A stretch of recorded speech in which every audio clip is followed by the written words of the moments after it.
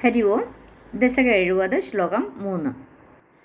സുദർശനധര പ്രഭോ നനു സുദർശനാഖ്യോസ്മ്യഹം മുനീൻ കുജുതുപാഹസം തൈഹ മാം വ്യധുർവാഹസം ഭവത്പദസമർപ്പണാദമലതാം ഗതോസ്മീത്യസൗ സ്തുവൻ നിജപദം യയോ വ്രജപദം ജഗോപാമുദാ. പദങ്ങളെ ഒന്ന് പിരിക്കാം. സുദർശനധര പ്രഭോ സംബോധന. നനു സുദർശന ആഖ്യഃ അസ്മി അഹം സുദർശനാഖ്യോസ്മ്യഹം സുദർശന ആഖ്യഃ അസ്മി അഹം സുദർശനാഖ്യോസ്മ്യഹം.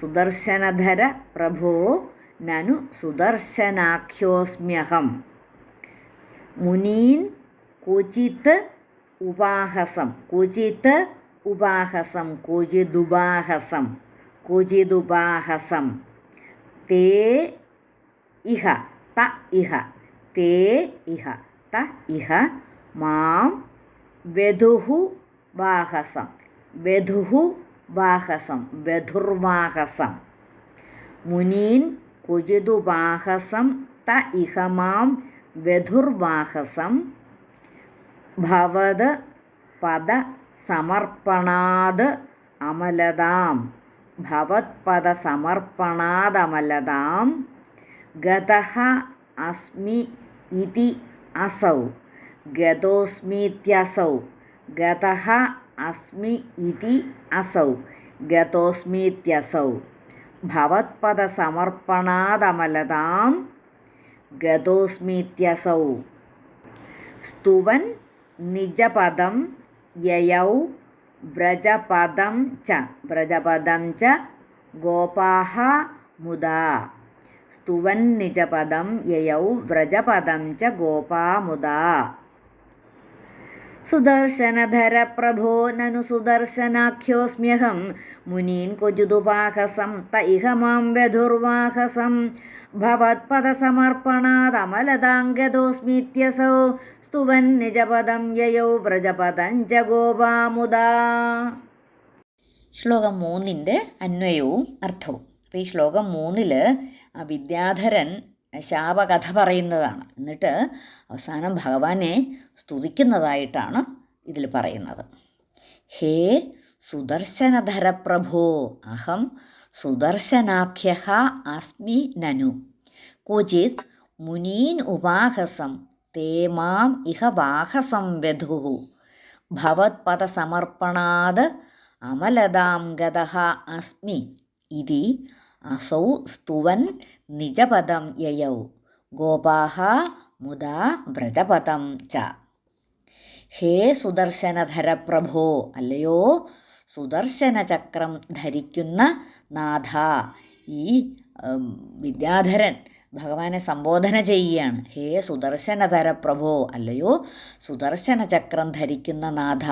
അഹം ഞാൻ സുദർശനാഖ്യഃ അസ്മി നനു ഞാൻ എന്നുവെച്ചാൽ ഞാനും സുദർശൻ എന്നു പേരുള്ള ഒരു വിദ്യാധരനാണ്. ക്വചിത് ക്വചിത് എന്ന് പറഞ്ഞാൽ ഒരിക്കൽ മുനീൻ മഹർഷിമാരെന്നിവിടെ ഉദ്ദേശിക്കുന്നത് അങ്കിരസ് മഹർഷിമാർ.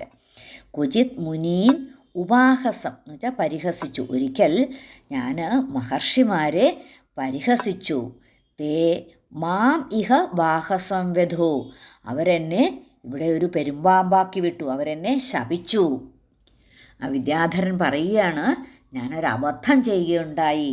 എന്നുവെച്ചാൽ അങ്കിരസ് മഹർഷിമാർ സ്വർഗത്തിൽ നിന്ന് ഭൂമിയിൽ വന്ന് യാഗങ്ങൾ ചെയ്യും എന്നാണ് പറയുന്നത്. അപ്പോൾ ആ അങ്കിരസ് മഹർഷിമാർ വിരൂപികളാണ്, അവരെ ഞാൻ പരിഹസിച്ചു. അതുകൊണ്ട് അവരെന്നെ ശപിച്ചു, പെരുമ്പാമ്പായി ഇവിടെ നിന്നോളാൻ പറഞ്ഞു.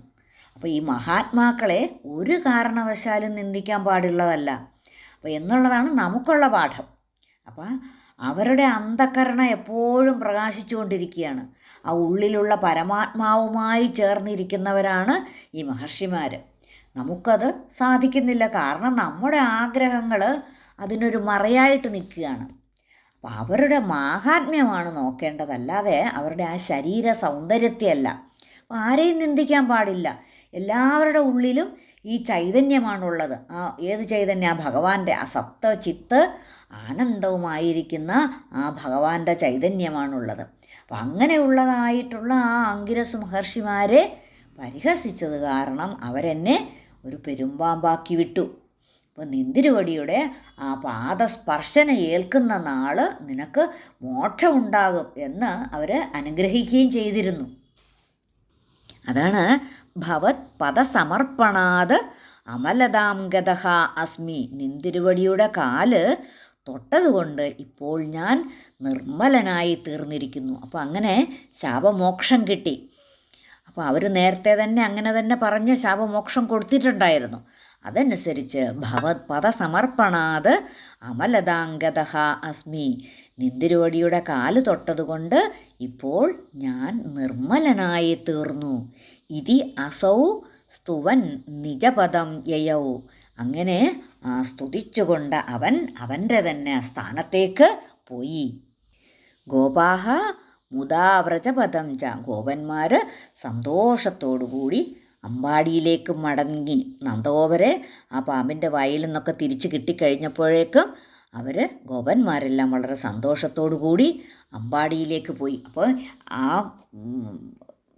ആ വിദ്യാധരന് ആ ശാപമോക്ഷമൊക്കെ കിട്ടി നിർമ്മലനായി. അപ്പോഴത്തേനുമാണ് ഭഗവാനെ സ്തുതിച്ചത്. എന്താണ്? അങ്ങ് മാത്രമാണ് ശരണമായിട്ടുള്ളത്, അങ്ങയുടെ ദർശനം പാദസ്പർശം കൊണ്ട് മാത്രം എൻ്റെ പാപമെല്ലാം പോയിരിക്കുന്നു എന്നൊക്കെ പറഞ്ഞാണ് സ്തുതിച്ചത്. അല്ലയോ സുദർശന ചക്രധാരിയായി പ്രഭുവായിട്ടുള്ളവനെ, ഞാൻ സുദർശനൻ എന്നു പേരുള്ള ഒരു വിദ്യാധരനാണ്. ഒരിക്കൽ ഞാൻ അങ്കിരസ് മഹർഷിമാരെ അവരുടെ ആ വൈരൂപ്യത്തെ കണ്ടിട്ട് പരിഹസിച്ചു. അവർ ആ സൗന്ദര്യം കൊണ്ട് അഹങ്കാരിയായിരുന്ന എന്നെ ഒരു പെരുമ്പാമ്പായിട്ട് വൃന്ദാവനത്തിൽ വാഴുവാനായിട്ട് ശപിച്ചു. അങ്ങനെ ഞാനിവിടെ ഒരു പെരുമ്പാമ്പായിട്ട് ഇത്രയും നാളും കഴിഞ്ഞുകൂടി. ഇന്ന് ആ ഭഗവാന്റെ പാദസ്പർശനത്താൽ എൻ്റെ പാപമൊക്കെ അകന്നു, ഞാൻ ശാപമുക്തനായി തീർന്നു എന്നിങ്ങനെ പറഞ്ഞിട്ട് അങ്ങയെ സ്തുതിച്ച ശേഷം ആ വിദ്യാധരൻ ആ വിദ്യാധര ലോകത്തിലേക്ക് പോയി. അപ്പോൾ നന്ദഗോപാദികൾ വളരെ സന്തോഷത്തോടു കൂടിയിട്ട് അമ്പാടിയിലേക്കും തിരികെ പോയി.